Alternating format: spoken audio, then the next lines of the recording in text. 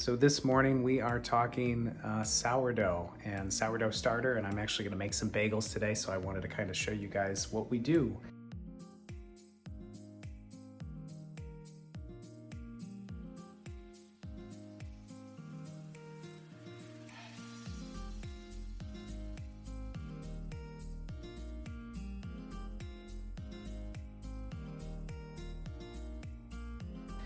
This is usually a once a week thing, sometimes twice a week, depending on how much bread we're eating.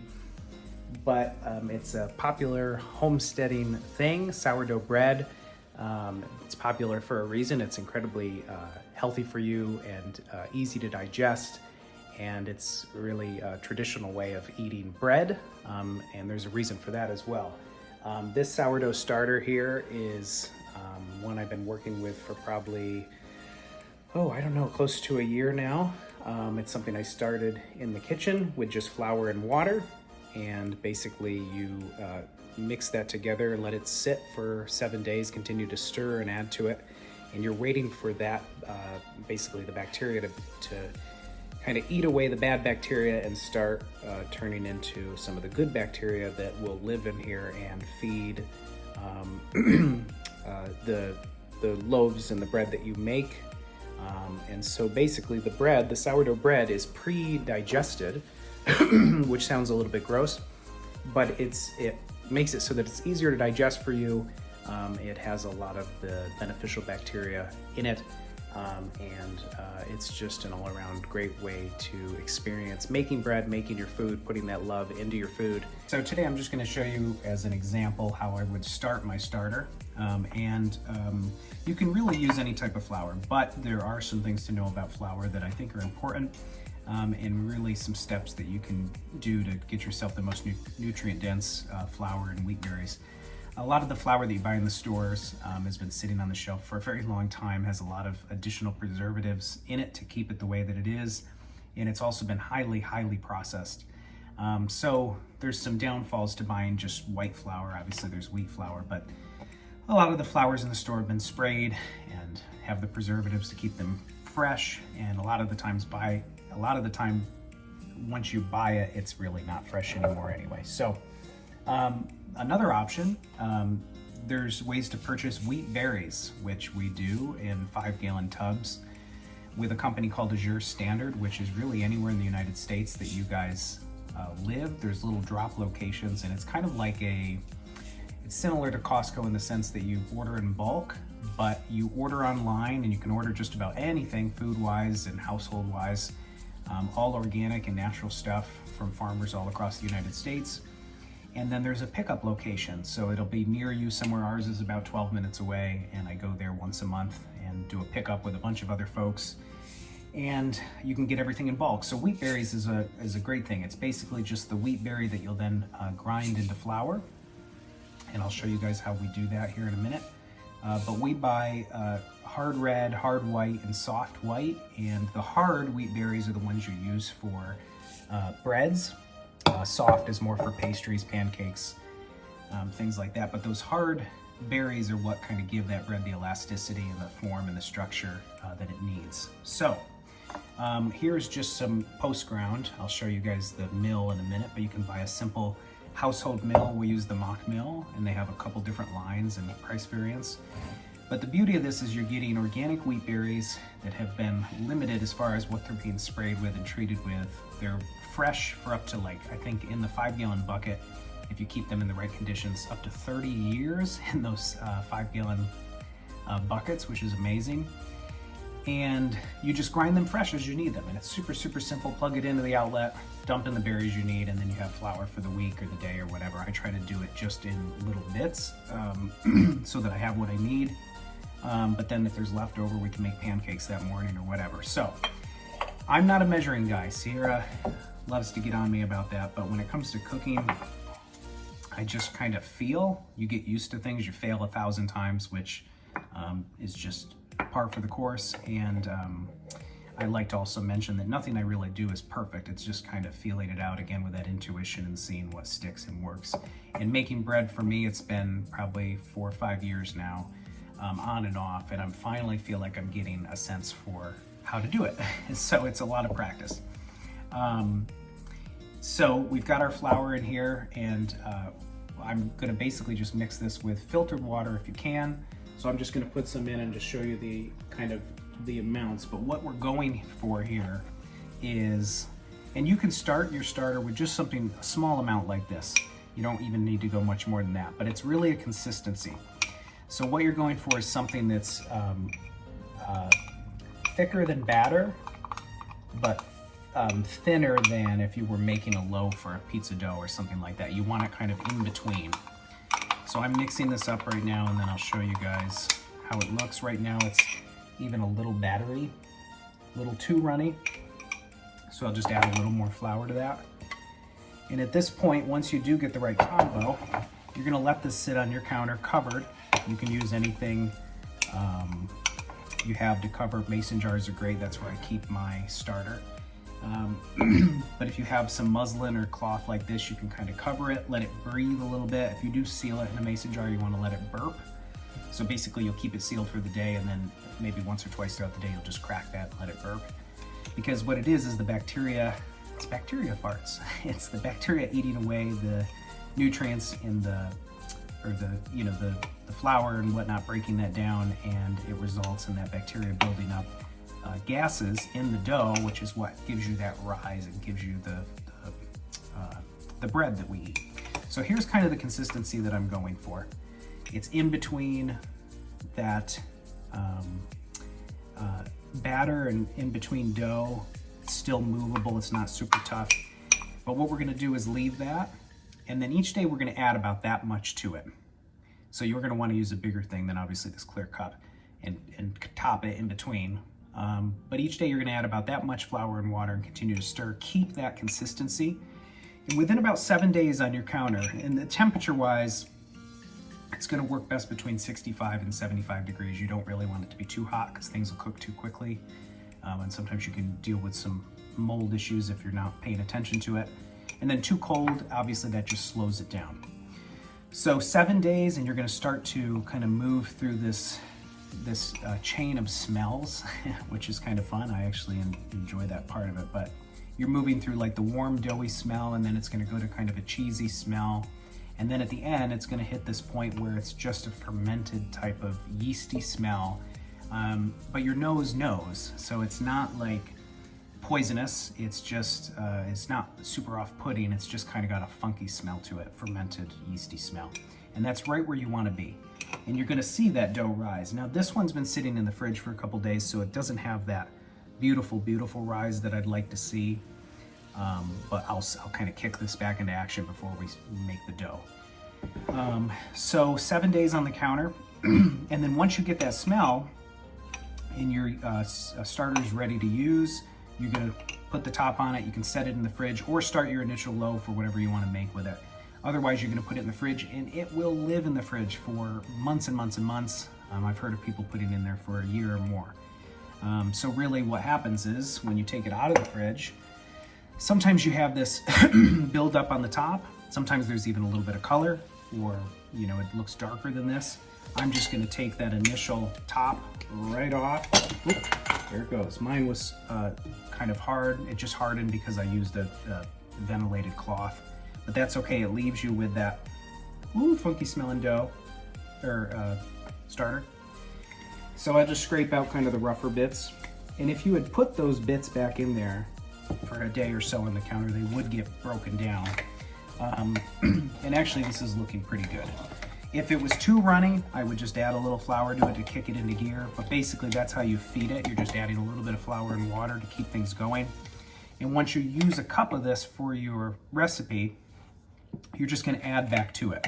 So whatever you take away, you're kind of adding back in flour and water. And when you don't want to use all of it, obviously. If you leave just a little bit of starter, that bacteria is going to kick into gear and start feeding on the rest of it. So once it's out of the fridge for a couple hours, it's going to kick into gear. So even this is just a tiny bit runny. I'll use just a little bit of this flour, and this will be great before we start the loaf, because it's just going to start breaking away that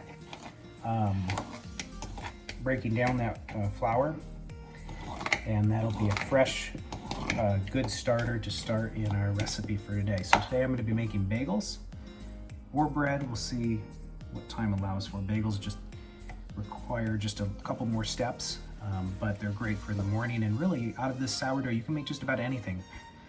Pretzels, bread, bagels, English muffins. Trying to think what else we've made, but really just about anything.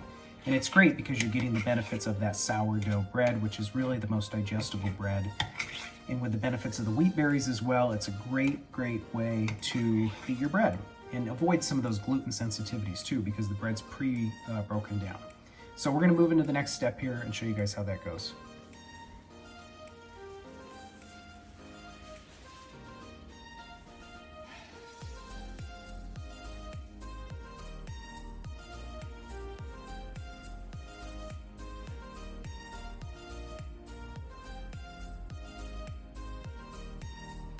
So now I've got set up, I'm gonna go ahead and grind the wheat berries that we have here. If you're skipping this step, you're gonna obviously just use your flour.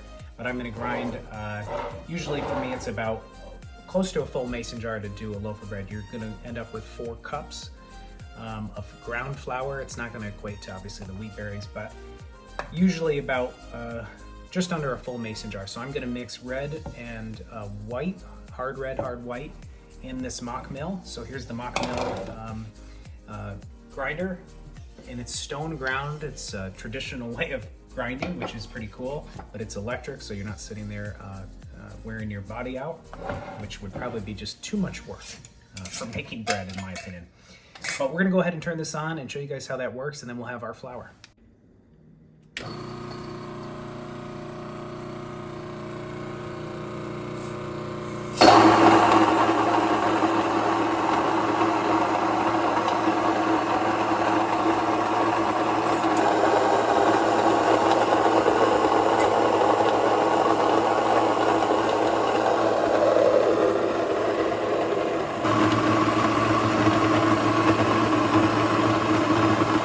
Okay, so now we're gonna mix the ingredients. So I do wanna give a shout out again. I'm a big fan of Charles Dowding and his no-dig method.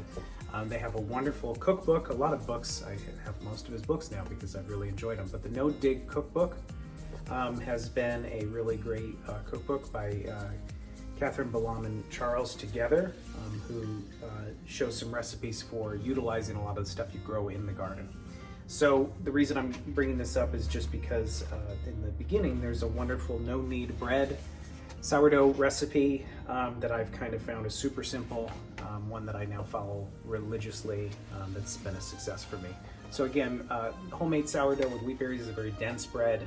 You can do a lot of different variations on it, add what you want, but generally we're looking at 4 cups of flour, 1.5 cups of warm water, usually around a cup of your sourdough starter, and then a little bit of salt. You don't want to add too much salt because it's really just a pinch of salt. You don't want that to interfere with the process of the yeast breaking down the bread, and the salt can kind of have that effect on it. And then really from there, it's whatever you want. Flaxseed, you want to do cranberry and walnut, you want to do chocolate, you want to do any different combination of bread that you want, but you start with that base. So now we have from our mock mill, and I'm gonna just mix this. It's really warm because it's been stone ground, and that's a great way to kick off this breakdown process for your bread, is to have that warm materials to get everything going. So we're gonna go for 4 cups. You can use filtered if you have it, but for water, you want just 1.5 cups. And I start with water. Sometimes you don't see folks do this. I learned this from a pizza recipe. It just makes mixing all the ingredients a little bit easier. And starting slow. So again, we're going for 1.5 cups of warm water. And then we're gonna go for our cup or so of starter and the famous Shawn no measuring. I'm just gonna kind of take out what I see fit here. So we're gonna start with that, and that might even be more than what I bargained for, but there's no harm in that.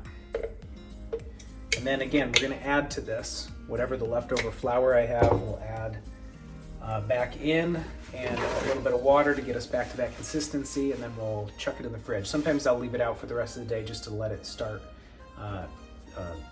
breaking down that way. So now we're gonna get our hands dirty, start to incorporate all of that starter. And you got the warm water. The yeast is still a little bit cold, so we're just trying to warm everything up. And this is a messy process, so just be mindful of that. Keep your hands clean in the beginning. So you just want to get all the clumps out of there as best you can.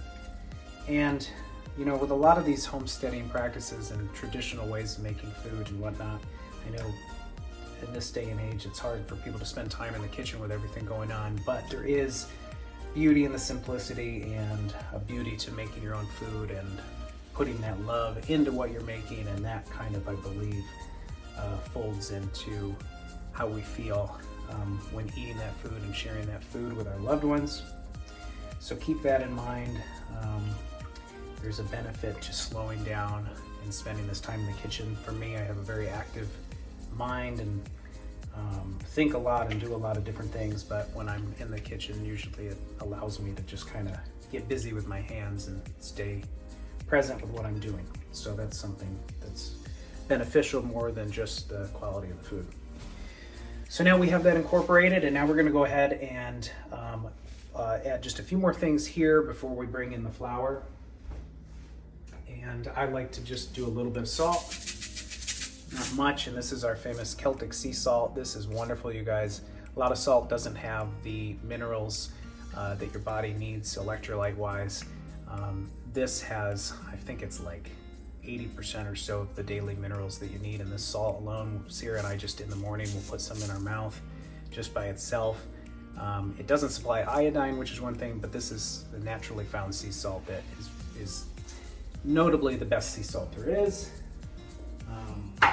So we use that, and then the other ingredient that I forgot to mention, and you can put this in your starter too when you're starting it, is just a little bit of sweetener, natural sweetener. You don't need sugar, but maple syrup, honey, natural honey.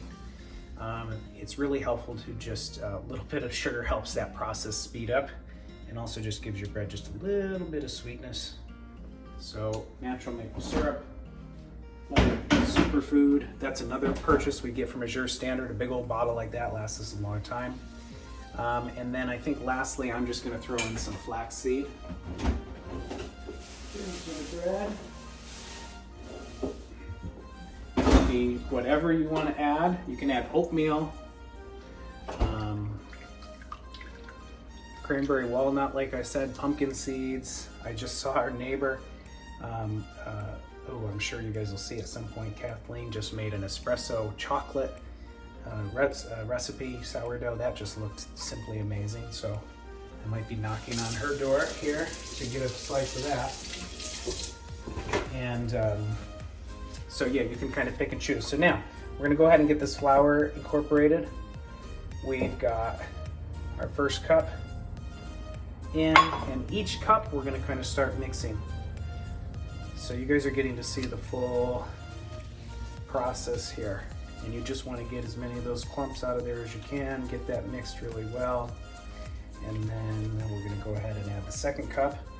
And again, this is kind of a feel thing because you're not always using 4 full cups. You know, if your water's slightly off or whatever, or the ingredients, if you're ever using wet ingredients like fruit or anything like that, it's going to affect the moisture levels in the bread. So you might need more flour, and other times you might need less. So now you're starting to get that kind of pasty feel from the second cup. And this is great because everything's mixing really well. So now it's just tricky to keep this all moving with dirty hands. But third cup, and this is when it starts to kind of look like bread. And this, again, is a no-knead bread. I'm a big believer in not making things more difficult than they need to be. We're not here to achieve the most perfect loaf of bread ever. We're just trying to make a really nutritious bread for our family that is sustainable and easy to continue making. So, and I will tell you, it may seem like a decent amount of work. If you enjoy it, it's obviously not, but Sierra will tell you that it's really her favorite bread to eat, which is a compliment to the chef. It's my Favorite, she says. So now we're gonna go, so we're still a little too wet. So we're gonna go for that 4th cup, and actually I'll start with a 1/2 cup to get that going. And you kind of want to get some of that off your hands at this point, and just continue to get that mixed. Hopefully you guys are seeing this. Now it's starting to look like a dough, and you're just folding and you're trying to get all that incorporated, get as much off your hands as you can, which is a constant problem. If you have rings on your fingers, it's helpful to take those off. So fold, fold, fold, trying to make sure we get everything off the bottom of the bowl. And now we're just starting to have our little loaf here. Here's the alarm to feed the baby. What do you think, Rob? Is that for Indy? Yeah. The baby needs to be fed. All right, so here we have it. We've got our loaf here, our dough. So now I'm just gonna spend a little bit of time kind of mixing this. You want it to be slightly sticky? Say hi. Best bread ever. Best bread ever. I'm not lying. Not lying. Love ya. Baby's waking. So see, we're looking for this stickiness. You don't want it to be too sticky. You want it to have its form, but you don't want it to be too dry. So again, that's the feel thing. And then once we kind of feel like we have this in a good place, we're gonna go ahead and just ball it up. And I'd say this is a good place for now. We're gonna stick it back in our bowl. We're gonna cover that with just a little bit of plastic wrap or a wet paper towel, whatever you wanna use. Wet rag, just to keep that sealed for the next hour. And then after an hour, we're just gonna move that one more time. I'll show you guys that process. Kind of it'll start to do its thing. We just wanna move it and make sure it's all incorporated really well. And then we're gonna let it sit for 4 to 6 hours until it rises about double in a warm place in the house. So we'll go over all of that, and then that's when we'll move to getting it in our Dutch oven or whatever you want, a bread pan or whatnot. Sierra voted bread today, so bread is what we're making. So we're gonna cover this up, let it sit, and we will keep you guys posted. It's a beautiful spring day. In between bread, I'm gonna go check the greenhouse, so you have to unplug the bats in the morning and make sure everything's good to go. But in the meantime, I'll show you quickly the future wash and pack. We're just getting it set up. I have to move the cyclone rake out of here, but we have a freezer back there, and then eventually the idea is to get one of the CoolBot coolers tucked into the back. I've got my wash bin that I've got to get situated with a bubbler on the way, some tables, crates, fans, building that lettuce drying rack. So a lot of that's on the way, and another tub for out by the greenhouse for carrots and beets. So the setup is slowly happening for all of that. One of my favorite things to do in the morning is just get inside this greenhouse and see how everything's going. So you guys are going to be seeing a lot of the greenhouse, and everything looks great. Love just tracking the growth each morning. Chard and lettuce. Here's some tomatoes for sale. Rainbow chard for sale. And then of course we have everything here. Parsley, leeks, marigold, tomatoes for the garden. Tomatoes, eggplants, and all that stuff is gonna go. Here's some tomatillos coming up. Wild rocket arugula and eggplant. And here's some okra, which is my first year trying okra. And then I'm doing another video about microgreens. Here's all the microgreens here that I will show in that other video. So yeah, I come in here in the morning, unplug those heat mats. I'm still using those while the temperature is low at night. So just a quick unplug there. And that unplugs both the heater and the mats. And I did buy 4 more Johnny mats. So the goal is to maybe squeeze 2 more of these racks in here next to each other. And this year, until we have a cat tunnel, I'll be using the side natural walls to grow tomatoes, eggplant, basil, marigolds, everything in here. We do get a lot of pests in here still because of the soil and the temperature.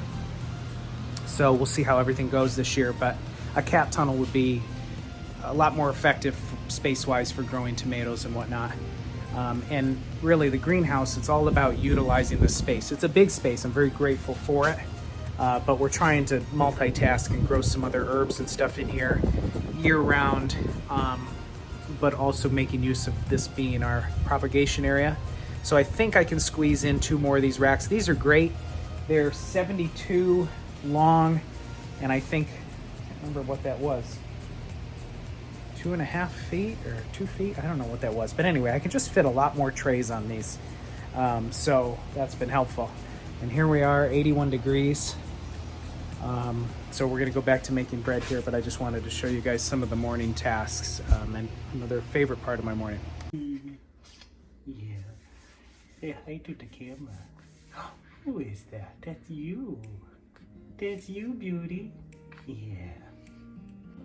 Okay, so it's been about an hour, maybe a little bit more, and we just want to go ahead and mix this dough again. It's starting to feel pretty doughy, but we just want to really incorporate it. So I'm going to get some of this stuff out of the way here, and you can use your cutting board at this time. You want to have just a little bit flour left over to kind of coat your cutting board with, just so you can avoid some of that stick. You're going to get it on your hands. But just to work that dough, one method that I kind of liked is slapping it on the cutting board. You're kind of airing it out, stretching it out. And sticky's okay. And then you can do little folds, and you're just trying to really incorporate that. Another thing you could do is just kind of stretch it in the air like that. And this is just that initial stretch and fold before you let everything rise for 4 to 6 hours, just to get everything nice and incorporated. And again, the 4 to 6 hours really just depends. You're kind of looking for double the size rise. So if you kind of put it in like that, you're waiting for your bowl to kind of look double that size as far as the bread goes. And the timing of that is dependent on where it is in your house. You don't really want it in direct sunlight. In the winter, I'll sometimes even put it close to the heating floor vents, obviously covered with my plastic or whatnot, but just to help it stay warm in that area. You don't really want sunlight on it, but you want it to be that 68 to 75 degrees. And too hot is going to rise too fast. So it might be ready sooner, but you don't want it to be over 80, 85 degrees. Springtime is a great time to be making bread because of the temperature in the house. So we're giving it those nice folds, and then really, that's probably fine. I'm just going to get it tucked in here. And put that back in the bowl, and then we'll talk about structuring this for the final fold before we put it in our Dutch oven or bread pan. But for now, we're going to make sure that's sealed. And since the temperature in here is like 75 today, it's nice and spring weather in Georgia here, so we'll leave that covered on the counter out of the direct light. And we'll come back in about 4 to 6 hours and just see where that is, and then I'll show you guys that final fold. Okay, we're back for almost the final installment of baking the sourdough bread. So again, I've replenished my starter. That rose throughout the day, and I just stirred that up again. When you're making it like that and you're leaving it on the counter, usually twice a day, you just stir it with a knife to get it, let out some of that carbon dioxide from the bubbles that are forming in there. And then that's gonna get its little cloth lid, and again, you can seal it in the fridge if you'd like, but now that I'm done making my loaf, this will go in the fridge until the morning or the night before, usually, so it has enough time to rise again the night before we make the bread. So here we are. Here is our risen sourdough, and again, you can look at the bottom and see all those air pockets forming from the bacteria doing its digesting and getting those carbon dioxide farts or whatever. Fun part about bread. So it's about double the size, so we're going to take that off. I've laid some flour down on my workspace here. It smells sourdoughy. I'm going to plop that right down. And this is just the final working, so we'll kind of watch how this goes, but it's similar to what I was doing before. We're just going to kind of try to build and firm up the bread, inviting some air into it. And we're trying to keep it from sticking. If it gets a little sticky on you can always add more flour to the cutting board or your workspace.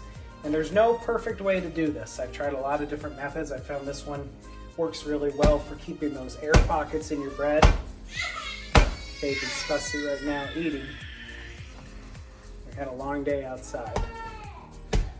So I'm just kind of working it out. And then again, we'll kind of start flattening it out. Do this a couple times. All right, so now we're gonna do our final roll. Very nice. And then we'll kind of fold that over on itself there. We're gonna tuck it into a nice ball. If you're putting it in a bread pan, obviously you can have more of that rectangular shape. But once we kind of get it in that nice tuck ball, your final fold should hold its shape. So that's something we're looking for. Now, we're gonna pinch together as best we can that seam. And here I needed just a little bit more flour, so I'm gonna move over here for a second and then I'll show you. But what we did there is we just pinched together that seam, that crack that was left. We want to get that to get a nice form there. And then we're going to bring over our Dutch oven. And we're going to, usually I use parchment in this. You don't need any oil or anything, but parchment's a great option for keeping things from sticking. And you want to get it in there just like that. And then the final step, which I'll bring the camera over for, is what they call scoring. So you usually just take a sharp knife, and again, there's a million ways you can do this, but we're just gonna go ahead and put just a small design into the bread, whatever you want, whatever you desire. And that's just introducing some air into that. And then another little trick I like to do is get some water on my fingers and just introduce a little bit into the pot there as it's going to start baking.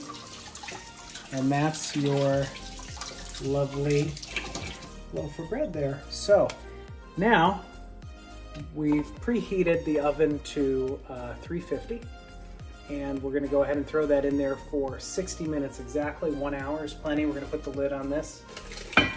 So really with that combination, or that size, the 4 cups of flour in that recipe, in this Dutch oven, and most likely in your bread pan as well, an hour is a perfect amount of time, all covered.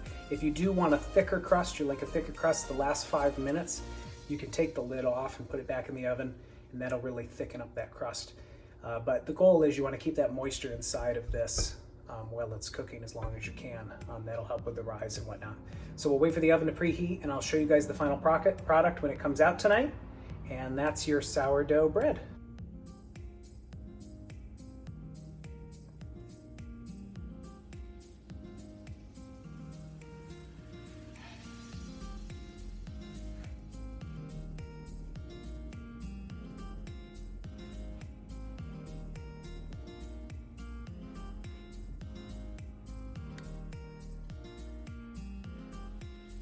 Every loaf just looks a little bit different, but we'll look forward to cutting into it, and a nice fresh loaf of sourdough bread, homemade with our ground wheat berries.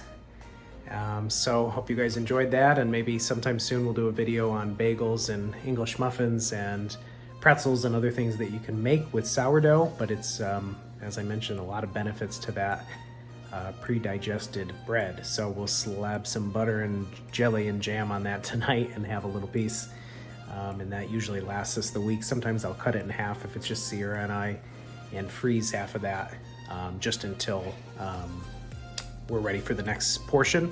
But that's a way to kind of keep it fresh. The other thing, you can try a bread bag on the counter, but because it doesn't have all the preservatives, I like to put it in the refrigerator, usually wrapped up, to try to keep it as fresh as possible for as long as possible. So that's something to consider too. If you're going to keep it on your counter, just be mindful that it's going to mold much quicker than store-bought bread. But the benefits outweigh that. So hope you guys enjoyed, and we'll see you for the next video.